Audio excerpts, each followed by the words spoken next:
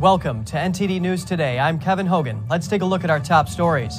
Updates on one of the most powerful storms ever recorded in the U.S. Major damage and flooding after Hurricane Ian hit the Gulf Coast. Authorities are asking residents to remain vigilant.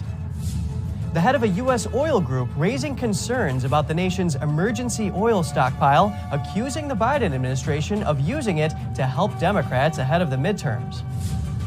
A Secretary of State election to watch out for this November. The 2020 presidential election continues to cast its shadow over the race in Georgia this year. In Pennsylvania, a Senate candidate is being criticized for alleged connections to a gang.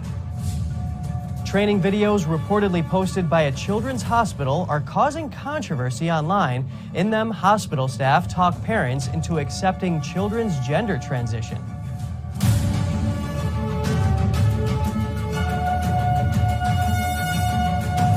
Rescue workers are searching for missing people, and residents are picking up the pieces from wrecked homes.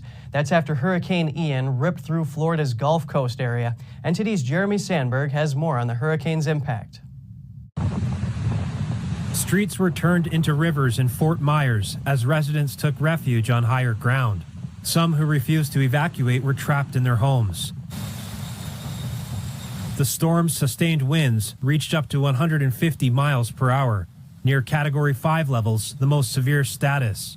Storm surge, rising levels of ocean water being pushed inland by strong winds, is threatening flooding across the state.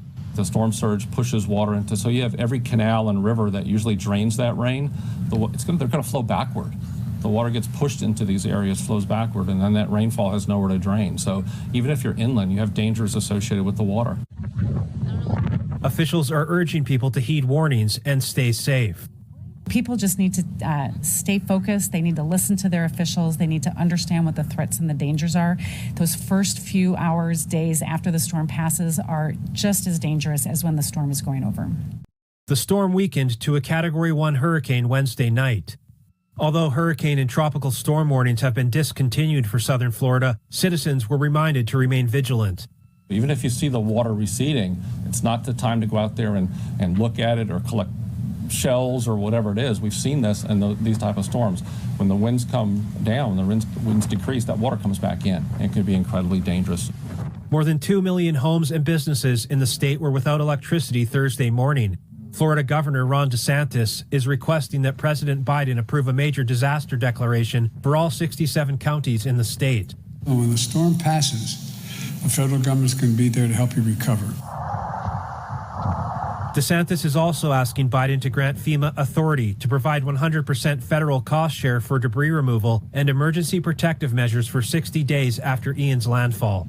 Jeremy Sandberg, NTD News.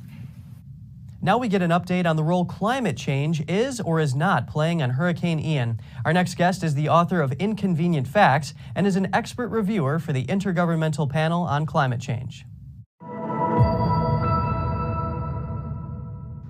Joining us now is geologist Gregory Wrightstone, who's the executive director of the CO2 Coalition. So glad you could make it on the show today, Gregory.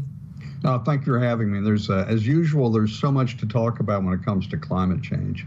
Yes, indeed. And first, how have you been personally affected by Hurricane Ian? Did you have to evacuate your home? Yeah, our home's located in the little town of Wimauma, Florida, about 20 miles south of Tampa.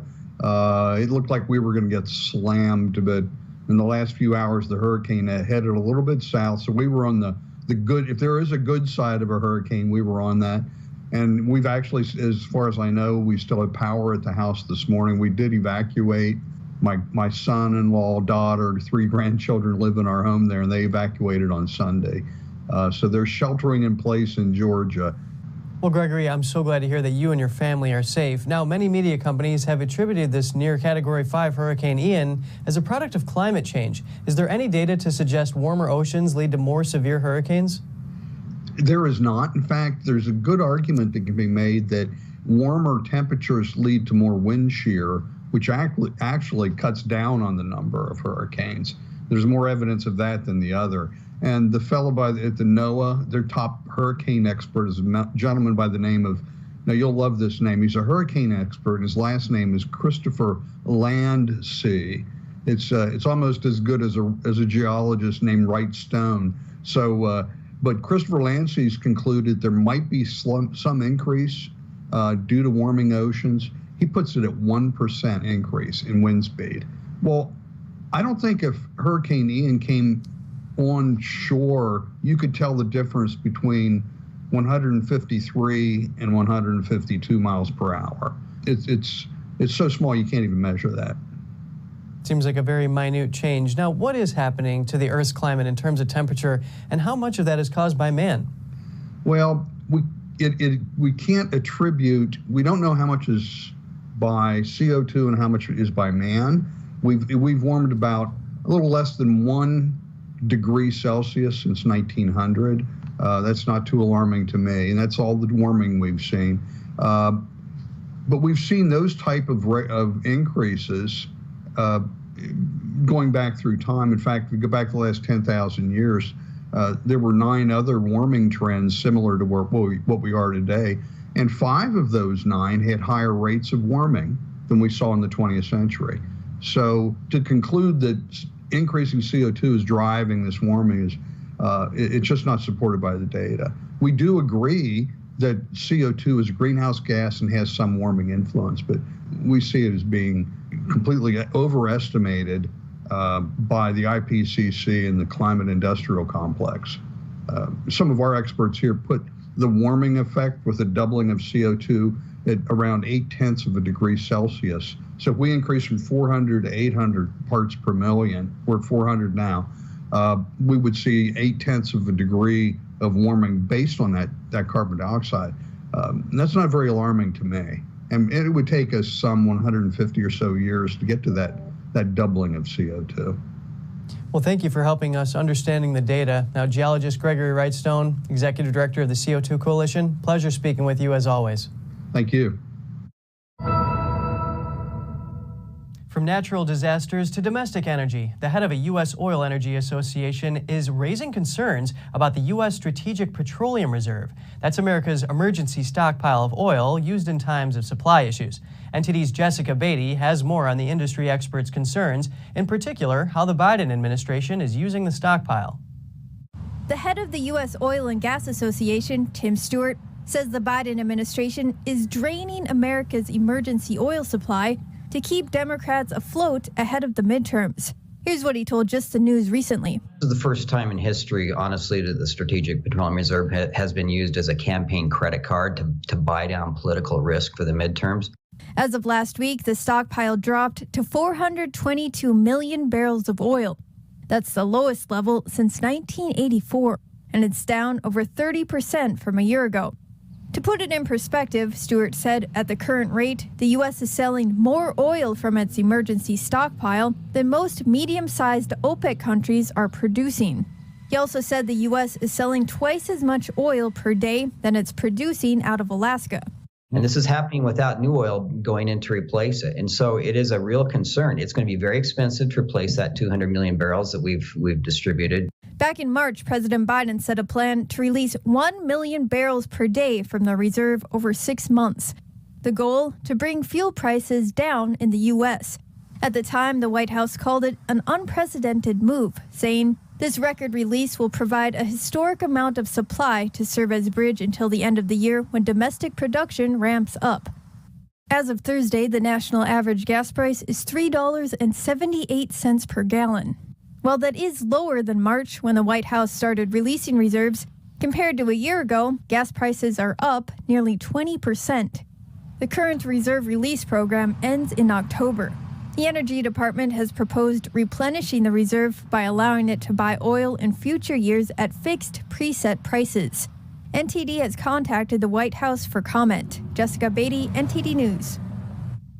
In other news, Secretary of State elections at the state level usually aren't that visible, but this year the race in Georgia is. The 2020 presidential election continues to cast its shadow over this year's race. Here are the details.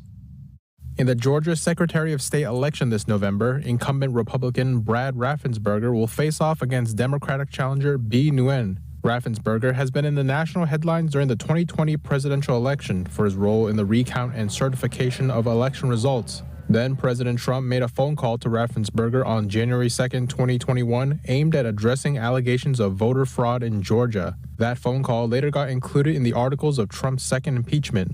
Raffensperger was first elected in 2018, and in the primary this May, he won by 52% to 34% over the Trump-supported Jody Hice. An estimated 75,000 Democrats crossed over to vote in the GOP primary. Georgia allows this under its open primary rules. Raffensperger's opponent, Nguyen, is currently a state representative. She commented on Raffensperger's role in the 2020 presidential election earlier this month. She said, quote, "Some folks believe my opponent is a hero, and I admit I breathed a sigh of relief when he did not find an extra 11,780 votes. But should the bar for an elected official be that low? In the words of Stacey Abrams, not committing treason does not make you a hero." A poll this month by the University of Georgia and the Atlanta Journal-Constitution shows Raffensperger well ahead of Nguyen by a margin of 50 to 31, and Raffensperger has become a household name following the 2020 elections, while Nguyen isn't nearly as well known. According to state records, she has raised less money, $2.2 million compared to Raffensperger's $3.8 million. But Raffensperger still faces his own challenges.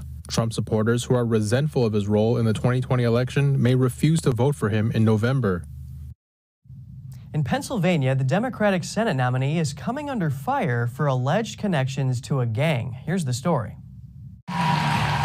John Fetterman is Pennsylvania's Democratic Senate candidate. The Washington Free Beacon reports that Fetterman touted connections to the Crips street gang when he was running for mayor of the borough of Braddock, Pennsylvania in 2005. According to the article, Fetterman used the slogan, "Vote John Mayor of Braddock," which reflected how local Crips gang members spelled the name of the town with two C's at the end instead of CK. The Pittsburgh Post-Gazette in 2006 reported that Fetterman said the spelling with two C's at the end acknowledges an allegiance that many of the younger residents there have with the Crips gang. Using his own money, Fetterman created websites promoting the borough such as Braddock.com. The websites are no longer active, but they described how Braddock was unofficially renamed by the young and disenfranchised for its Crip allegiance. According to the Pittsburgh Post-Gazette, Fetterman has denied he holds an affinity for the Crips.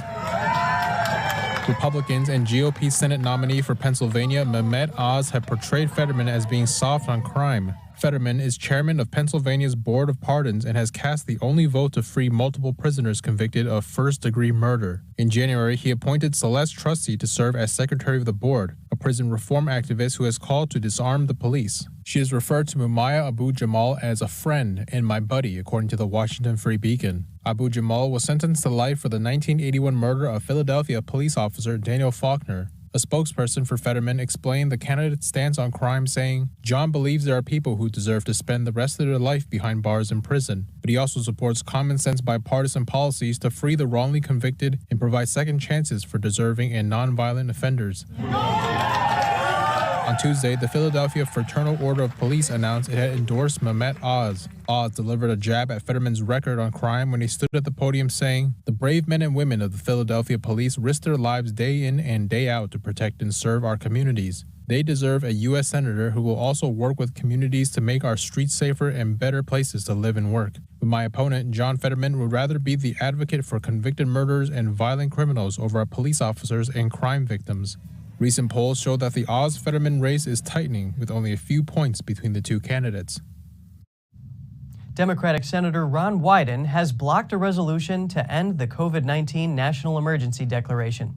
He says the measure would leave the country short of healthcare providers. Wyden stepped in after GOP Senator Roger Marshall introduced the resolution. Marshall's one-page measure would terminate the COVID national emergency declaration. He said that the Biden administration is using the COVID declaration and other emergency powers for excessive inflationary spending, vaccine and mask mandates, and student loan forgiveness. Marshall noted that President Biden recently said that the COVID-19 pandemic is over. Marshall says that should also mean the end of the emergency declaration and the extra powers that go with it. Wyden said that ending the emergency would exacerbate doctor and nurse shortages. Marshall agreed that shortages are a problem, but says that government intervention is not the solution. He says government created the problem in the first place. The White House is responding to an apparent President Biden gaffe. At a Wednesday event, Biden looked around and asked where Congresswoman Jackie Walorski was, but Walorski was recently killed in a car crash. And I want to thank all of you here for including bipartisan elected officials like Representative Governor, Senator Braun, Senator Booker, Representative Jackie. Are you here? Where's Jackie? I didn't think she was going to be here. Again, he's going to see her family in just 2 days, and she was on top of mind. I mean, that is not an unusual scenario there. Karine, I have John Lennon top of mind just about every day, but I'm not looking around for him anywhere. When you sign a bill for John Lennon as president, then we can have this conversation. Okay, go ahead. Biden was speaking at a conference on hunger earlier on Wednesday. He was thanking members of Congress who supported a bill aimed at tackling hunger. Walorski was one of 4 co-sponsors of the bill to fund the conference. She was killed in a car crash in early August, and Biden issued a statement back then with his condolences. Multiple reporters pressed White House Press Secretary Karine Jean-Pierre on Biden's behavior later that day. Jean-Pierre said because Walorski's family will travel to Washington to watch Biden sign a bill honoring Walorski, she was on the president's mind. The Justice Department says Bernie Madoff's victims will soon receive another $372 million in compensation. The former financier was responsible for running the largest Ponzi scheme in U.S. history. Madoff's fraud was estimated to be as much as $64 billion. It went undiscovered for many years until 2008. The latest compensation will go from the government's Madoff Victim Fund to around 27,000 victims. More than 400 of them had yet to recoup a penny from any source. The Ponzi scheme involved nearly 43,000 victims. Now, at least 95% of them with approved claims will have received at least one payment. Victims will have, on average, recouped 88% of their losses. Madoff pleaded guilty to 11 criminal counts and was sentenced to 150 years in prison. He died behind bars in April 2021 at age 82. According to a new survey, the majority of American voters are concerned a depression is on the way. The telephone and online survey by Rasmussen Reports found that 57% of American adults believe a 1930s-like depression is likely over the next few years, including 21% who think a depression is very likely. 32% don't think a depression is likely, and another 12% said they are not sure. The findings are very similar to those found in a May Rasmussen Report survey. Inflation has hit a 2-decade high since President Biden took office. According to data from the Bureau of Labor Statistics, real average hourly earnings of U.S. workers have fallen by 2.8% seasonally adjusted over the last 12 months.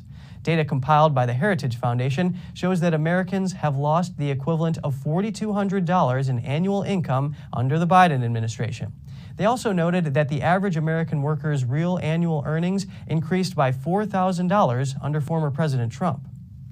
And still to come, a group of over 60 Tennessee lawmakers is asking a hospital to stop performing cross-sex surgery on minors. Stay tuned for more in just a minute.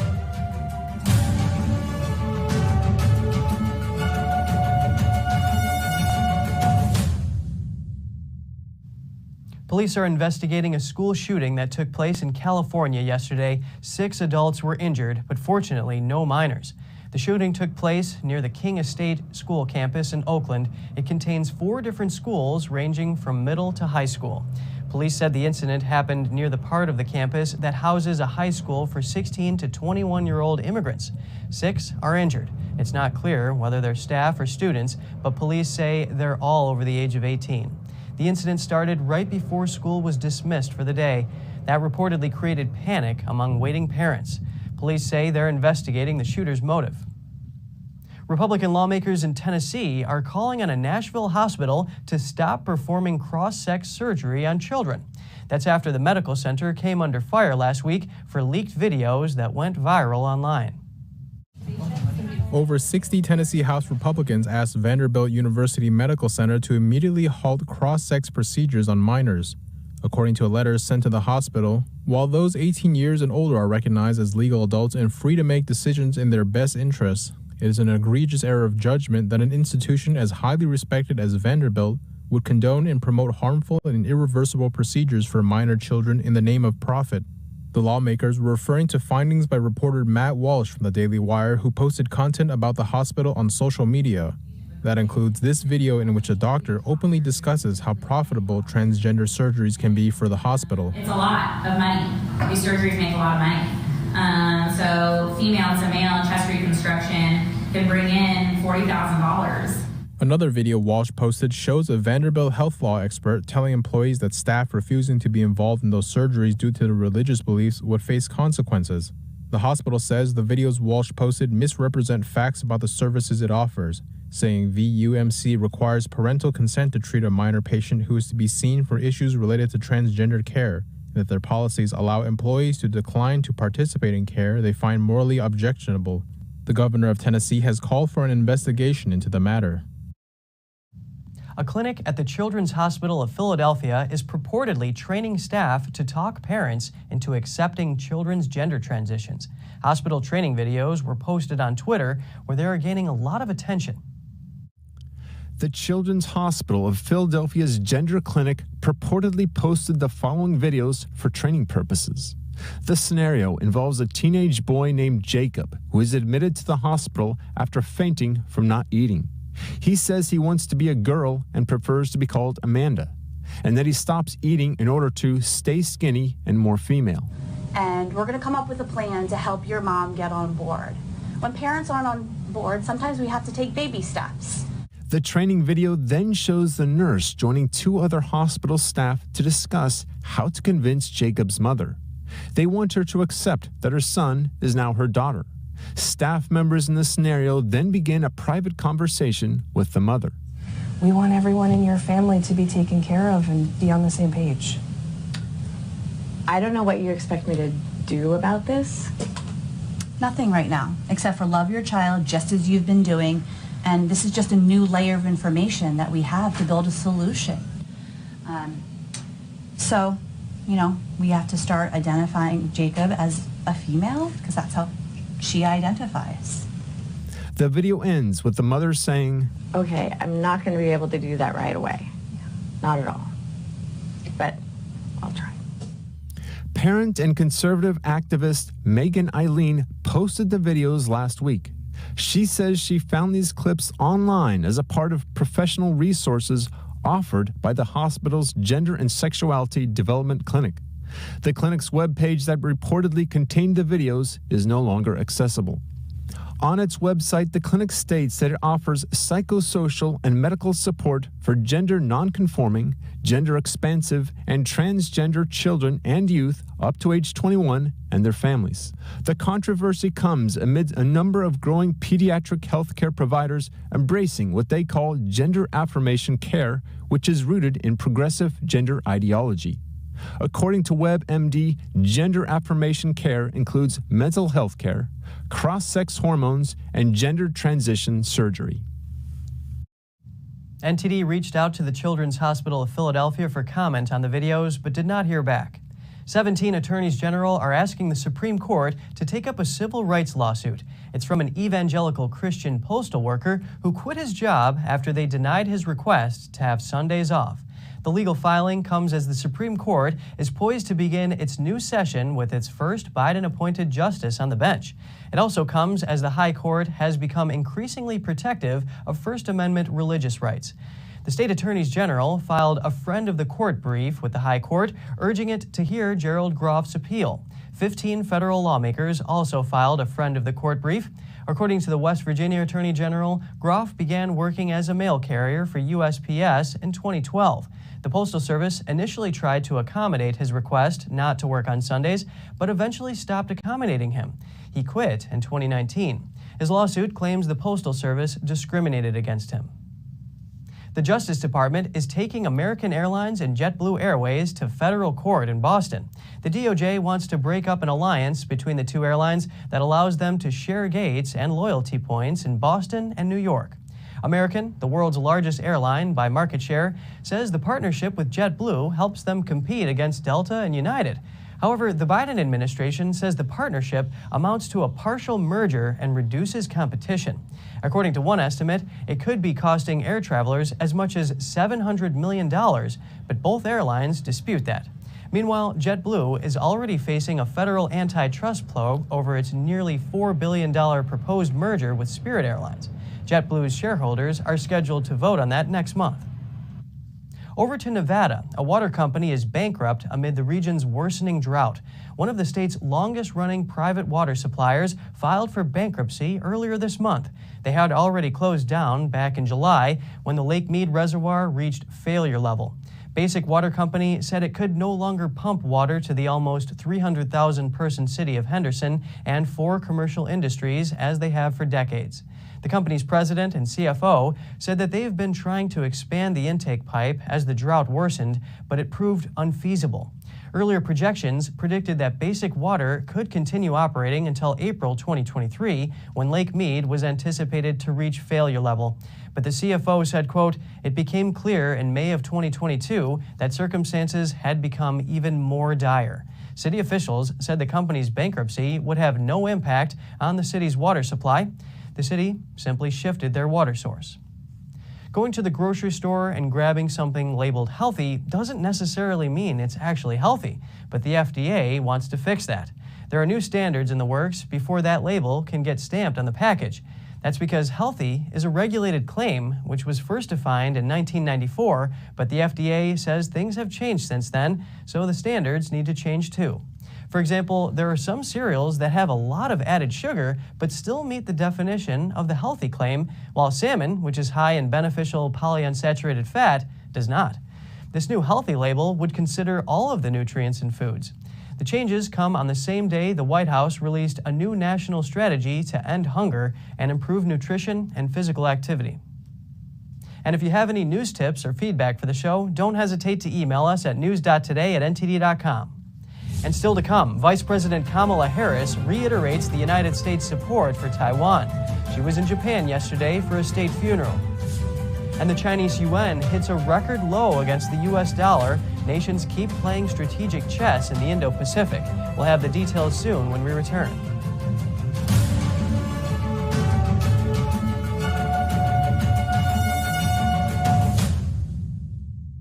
Hello, I'm Mike Lindell, and due to your incredible support, the original My Slippers are almost completely sold out. As a special thank you, I am launching my brand new all-season slippers, slides, and sandals for as low as $29.98. This is a limited time offer, so go to mypillow.com or call the number on your screen. Use your promo code and you'll get all my new footwear for as low as $29.98. My all-season slippers are made with my exclusive 4-layer design that you won't find in any other slipper. They're finished with a breathable fabric so you can wear them all year round. And my new slides and sandals are made with patented impact gel, making them ultra comfortable and extremely durable. I guarantee they'll be the most comfortable footwear you'll ever own. So go to mypillow.com or call the number on your screen now to get your very own all-season slippers, slides, and sandals for as low as $29.98 with your promo code. This is an introductory offer and it won't last long, so order now. Welcome to RenBiz.com, the education and career program where parents rule. We replace public schools and universities. We are for ages 6 to 100. Never any big student loans with us. You graduate with a traditional diploma, a university degree, and your own family business. Adults returning to obtain better careers. Parents looking for better academic and career opportunities for their kids. At Business Occasion, you spend 50% of your time on traditional education and 50% on business education, including setting up your own family business.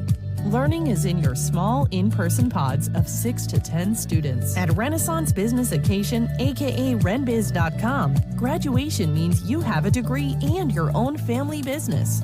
Like education always should have been, a transition to getting a career.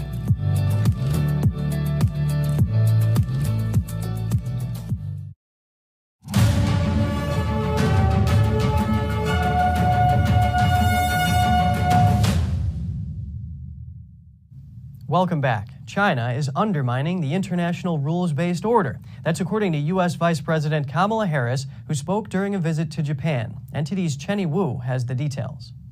Vice President Kamala Harris delivered a speech aboard the USS Howard naval ship at Japan's Yokosuka Naval Base Wednesday. China has challenged the freedom of the seas. China has flexed its military and economic might to coerce and intimidate its neighbors.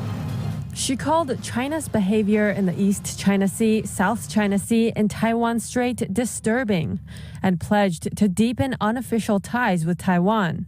The United States believes that peace and stability in the Taiwan Strait is an essential feature of a free and open Indo-Pacific, and we will continue to fly, sail, and operate undaunted and unafraid wherever and whenever international law allows. Harris is in the region to lead a presidential delegation for the state funeral of former Japanese Prime Minister Shinzo Abe and to meet with government officials from Japan, South Korea, and Australia. After Japan, she'll travel to South Korea, where she's expected to visit the demilitarization zone between North Korea and South Korea. Chenny Wu, NTD News. More on Taiwan. The island will scrap mandatory quarantine for all international arrivals beginning on October 13th. The Ministry of Health and Welfare made the announcement today. Arriving passengers will still need 7 days of self-health monitoring. They will be allowed to go outside, but are required to conduct rapid tests regularly. The ministry added that up to 150,000 passengers can arrive in Taiwan each week. This is the first major step by the Taiwanese government to open its borders since 2020, when restrictions were imposed in response to the COVID-19 pandemic. And updates from the Pacific. The Solomon Islands wavers about cooperating with the U.S., while the U.K. plans to join long-term military drills in the region. NTD's Tiffany Meyer has that and more with China in Focus. The Biden administration is working to rally Pacific Island leaders, but this week that effort met with a setback. That's as the Solomon Islands reportedly said it would not sign a joint declaration the U.S. will soon unveil.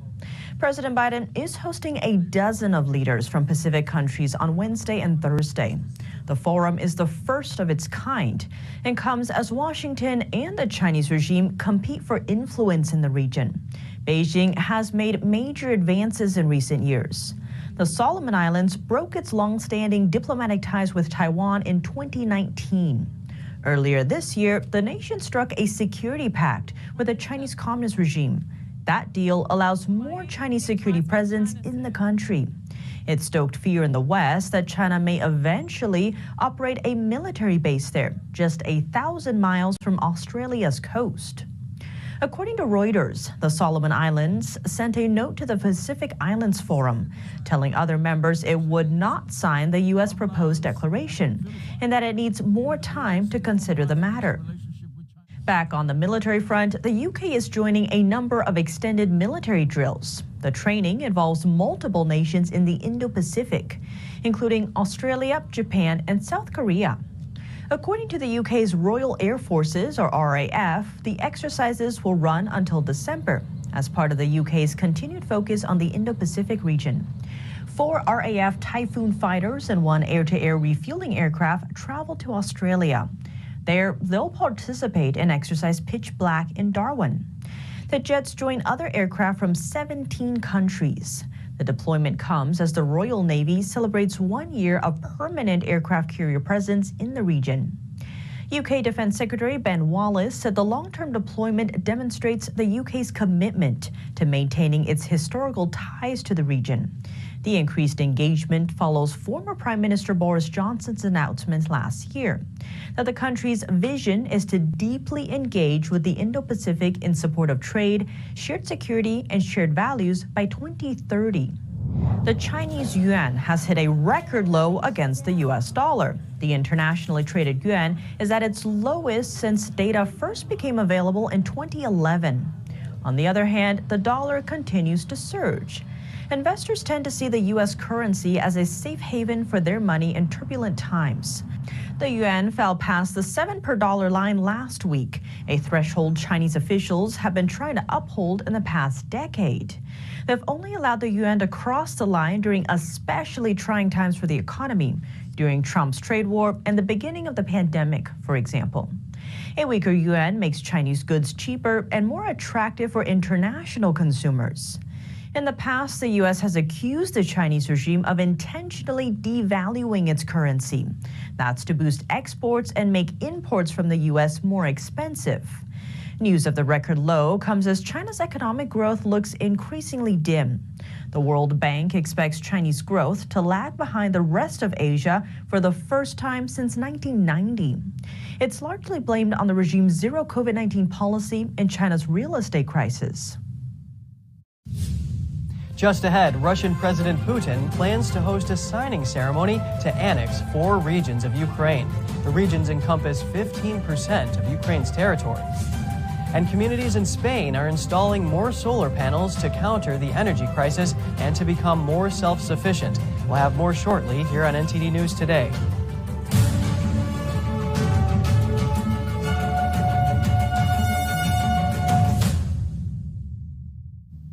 Russia is taking a major step towards annexing 4 Ukrainian regions. President Vladimir Putin will host a signing ceremony in the Kremlin, incorporating about 15% of Ukraine. As Russia moves closer to annexing parts of Ukraine, Ukrainians are fleeing those Russian-occupied territories, dismissing the results of a 5-day vote that showed strong support for joining Russia.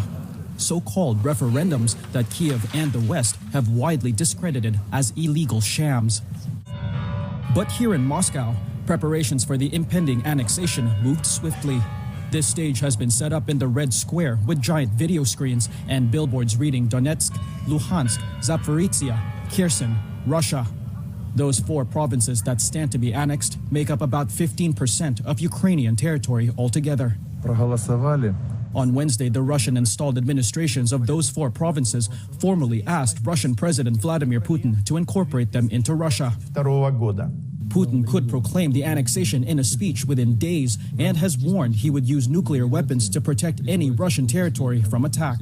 And in a series of calls to rally international support against annexation, Ukrainian President Volodymyr Zelensky spoke to the leaders of countries, including Britain, Canada, Germany, and Turkey, to press for more military aid and tougher sanctions on Moscow.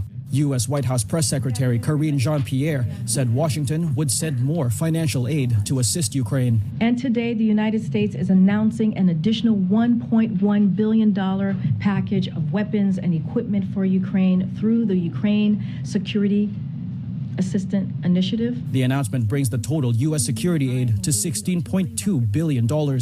Washington and the EU also said they would impose more economic costs on Moscow. And we're determined to make the Kremlin pay for this further escalation. So we propose sweeping new import bans on Russian products. This will keep Russian products out of the European market and deprive Russia of an additional 7 billion euros in revenues. Finland will close its border to Russian tourists from midnight local time. It's expected to lead to a significant drop in cross-border traffic. Here's a government official making the announcement today. The entry restrictions will enter into force on 30th September 22, midnight, and they will remain in force until further notice. The aim of the resolution is to halt Russian tourism into Finland and transit through Finland to other Schengen countries. The foreign minister says the inflow of Russians is now endangering Finland's international relations. Poland, Estonia, Latvia, and Lithuania all closed their borders earlier this month. He added that entry for family visits as well as for work and studies will still be permitted. Finland has shut down a section of one of its main highways to test their fighter jets. This is the first time they've done so on such a scale in decades. During the drill, fighter jets will practice landings and takeoffs on a reserve road runway. The road has not been used for practice landings in decades. That's because it's the main highway connecting the capital Helsinki to the more northern parts of the country. Finland has a dozen similar reserve runways designed for wartime use around the country. It took Finland's Air Force only a few days to clear the roadsides and prepare the site for the drill. The drill involves some 200 staff, Finland's FA-18 Hornet fighter jets, and other military aircraft. The country is applying to join NATO following neighboring Russia's invasion of Ukraine. Now to the energy crisis in Europe. Germany plans to keep 2 of the country's 3 remaining nuclear power plants running until mid-April. That's amid a collapse in energy supply. The announcement by Economy Minister Robert Habeck means the government has officially reversed Germany's long-held plan to shut down its nuclear plants by the end of the year. Habeck said the decision to keep the 2 plants in southern Germany operating into next year was a necessary step to avoid a potential power grid shortages. Habeck's party, the Greens, has long opposed nuclear power, but in recent months he acknowledged that several factors could come together to severely strain Europe's energy supplies this winter. Habeck said the nuclear power supply situation in France was a big factor. Some members of the government have argued in favor of running all 3 remaining reactors for as long as possible. As the energy crisis continues, communities in Spain are responding by installing more solar panels as they aim to become more self-sufficient. After years of weekly meetings, the residents of a housing development in Madrid are taking another step towards energy self-sufficiency by installing solar panels on their roofs. Now, there are 102 more houses with solar panels. We are reaching 200 installations in only 2 years. This is important. Well, this is the process we have followed, a process of joining forces, of joining work, and of joining interests. According to the government's Institute for Energy Saving and Diversification, Spain installed over 1 gigawatt worth of rooftop solar panels last year. They expect to install another 2 gigawatts by the end of this year. It's important not only for investment funds or the traditional utilities to be involved in this transition. For us, it's very important for local communities, for individuals, for small companies, for municipalities to take an active role. Recent legislation includes for the first time the so-called energy communities. That's to allow individuals, families, and communities to produce renewable energy. Eco-Energy Cooperative said they have received twice as many requests for the installation of solar panels in Madrid since the law passed. The market is quite saturated. We are scheduling our next installations into 2023 because we do not have enough materials, components, and also installers and technicians. On average, solar panel installations have allowed homes to self-produce between 40 to 60% of the energy they consume. As a result, they have made huge savings on utility bills. After the first year since the installation, I've suddenly reduced my gas consumption by 40%, with very little use of 3 radiators strategically placed in the house. My installation is 15 solar panels with a power of 5,500 watts. That gives me enough for my home, gives me enough to pay €0 on the bill. If there is any excess production during summer, it can be stored in a virtual battery for use in winter. If you have any news tips or feedback for the show, don't hesitate to email us at news.today@ntd.com. And coming up, the Bank of England has stepped in to buy government bonds at an urgent pace to calm the market. It follows the International Monetary Fund's rebuke of the UK government's mini-budget.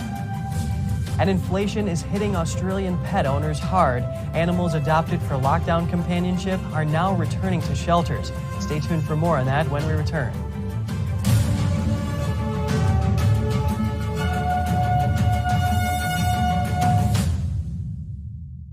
As Americans, it seems like other people have been telling us what to do, how to live, and how to think. But that's not how we founded the greatest nation on earth. During times of powerlessness, we found power. And we found power through taking action.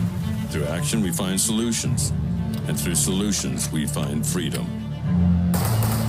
The supply shortage has made it harder than ever to keep your shooting skills sharp at the range. Introducing Strikeman, a laser firearm training system that allows you to practice your shooting skills at home without wasting a dime on ammo. Using our laser cartridge, target, phone mount, and award-winning phone app, become a proficient shooter in under 2 weeks. Create training templates with firearm drills and get live feedback with progress tracking on your shot accuracy and shot times. Beat personal records and compete with friends and family to crown the best shooter in the group. Put the power back in your hands with Strikeman.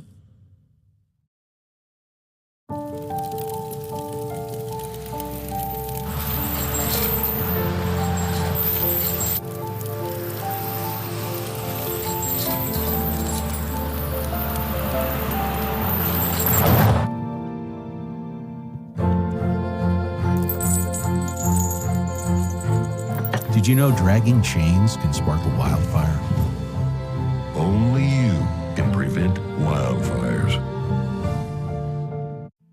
The 2022 NTD 8th International Chinese Vocal Competition from September 30th to October 2nd will be held at Merkin Hall of the Kaufman Music Center in New York City. The competition invited vocalists from world-renowned Shenyun Performing Arts to serve on its panel of judges. Semifinals and finals are open to the public, and the ticket hotline is 888-477-9228. You can watch the finals live streamed at ntd.com.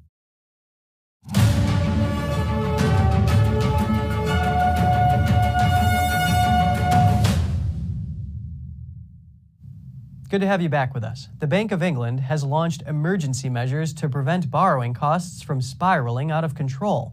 The announcement comes after fears over government economic policies sparked a sell-off in the bond market and sent the pound tumbling. NTD's Malcolm Hudson is in London. Investors are selling government bonds. The pound has taken a hit. The International Monetary Fund has stepped in with a rebuke of the UK government, and now the Bank of England says it will buy bonds in an attempt to calm the markets. All this in response to the government's tax-cutting fiscal strategy announced last week. Following the sudden drop in the pound and the uncertainty in the markets, the IMF said it is closely monitoring economic developments in the UK. They said the nature of the UK measures will likely increase inequality, and we do not recommend large and untargeted fiscal packages at this juncture. Usually, the IMF only speaks like this to emerging markets. This is the first time they have rebuked a G7 nation in such a way. The IMF statement appears to have pushed the Bank of England to immediate action. Initially, the bank said it would look at raising interest rates as much as needed in November. This suggested a more mellow approach. But now the Bank of England has said there could be a risk to the UK's financial stability. To restore orderly market conditions, the bank said it will carry out temporary purchases of long-dated UK government bonds from September 28th. The bank is seeking to prevent borrowing costs from spiraling out of control. It's mounted pressure on Chancellor Kwasi Kwarteng to regain the market's confidence in the UK economy. On Wednesday, Kwarteng met with representatives from the Bank of America, JP Morgan, and other major banks. He outlined the government's commitment to fiscal discipline and discussed how last week's growth plan will expand to the supply side of the economy. Plans include tax incentives and tax reforms to help build businesses through new opportunities. With a drastic shift in the government's fiscal policy and the market's sharp reaction, there has been criticism from many different angles. Keir Starmer calls for the new budget to be abandoned, and an investment director from AJ Bell, a FTSE 250 company, has expressed doubt over whether the Bank of England's actions will be enough to convince the skeptics. But other commentators have said time will tell. Much rests on how the government navigates through this new course they are charting. Malcolm Hudson, NTD News, London. Dramatic video shows a commuter falling onto the tracks in front of an arriving train at a station in Argentina. Don't worry, the story ends well. The man was treated for minor injuries and shock after the incident last week in Buenos Aires. A camera on the front of the train shows the man losing his balance and falling between the rails as the train rolls over the top of him. The man was rescued from under the train by emergency services and treated at a local hospital. According to the hospital, the man only had minor bruises on his legs and arms and was released after a day. Inflation in the wake of the pandemic is straining pet owners in Australia. They now have to decide whether to keep or to give up their animal friends. Let's take a look. For more than 1 year, an unusual sign has been concerning the staff at Monica's Doggy Rescue in Sydney. In the last year, it's just been horrendous. In all the 20 years that I've been in rescue, I have never seen it like this. The number of animals in the pounds and shelters that are just desperate to get out, the number of calls, emails, texts that we get here of people wanting to surrender their animals. And it's just never ending, and we can only help so few. It's heartbreaking. A similar issue arises with the Animal Welfare League of New South Wales. The number of pets surrendered there has jumped 34% in the past 2 years. That means a shortage of both space and resources. Chief Stephen Albin says the change is closely linked to COVID-19. COVID was a really weird time, and especially in Australia where we had lengthy lockdowns. I think quite a few people just wanted companionship. So they went and got a pet, they got a companion, but they didn't quite understand what it takes to keep a pet. As work and travel resume post-pandemic and the cost of living shoots up, owners are having to reconsider their ability to keep pets. Paul Kelly, for example, says he's become more strategic about buying essentials like pet food. Mostly, I try and buy things when they're on special. Yesterday there was biscuits on special for half price, so I just stocked up and bought 3 bags, which will last her quite well because she likes to eat other things. So for me, it's kind of just trying to buy in bulk when the specials are on, and when they're not, you just have to buy them because they're your best friend, right? There are also those who struggle. While purchasing her dog Opie during COVID, Holly Metcalf didn't realize the additional cost it would involve. He was really sick when he was a puppy in the first kind of breath, so where you weren't allowed to take them out for a while, that extended by like another couple of months. He had sickness, diarrhea all through the house, like all in the process. Didn't actually know what it was, took him to the vet 1,000 times. It probably cost me about $3,500, $4,000 or so, which was completely unexpected as a cost of that. But like Kelly, she ultimately resolved to keep Opie despite the odds. Still to come, an iconic James Bond stunt car is sold for over $3 million, with all money going to charity. Details to come on NTD News Today.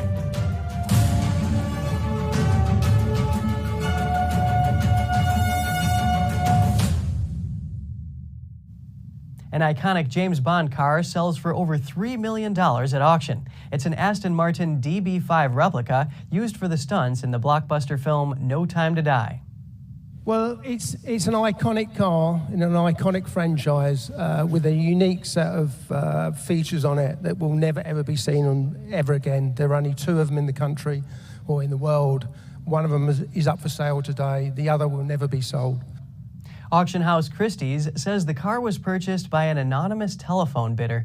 They said the proceeds will benefit a variety of charities, including the Prince's Trust that works with young people, a British royal charity that supports members of the UK intelligence agencies, and 3 other charities for members of the UK Special Forces. An array of James Bond props and costumes have been auctioned for charity as the film franchise celebrates 60 years. Online bidding for other James Bond memorabilia remains open until next Wednesday, October 5th. The day is called James Bond Day because its numbers contain 005. 2 or 3 cups of Joe a day could lead to a longer life. That's according to a new study published in the European Journal of Preventive Cardiology. Researchers analyzed data from more than 449,000 people between the ages of 40 and 69. They found that those who drink coffee had increased longevity and lower risk of cardiovascular disease when compared to non-coffee drinkers. The benefits were there whether the person enjoyed ground, instant, or even decaffeinated coffee. Researchers say the lowest risks were found in those who consume 4 to 5 cups a day of ground coffee, along with those who enjoyed 2 to 3 cups a day of instant coffee. And that's all for today's program. We're really glad to have you with us. Please send us an email if you'd like to tell us something. We're going to put it on screen. For podcasters, that's news.today@ntd.com. I'm Kevin Hogan, NTD News, New York City.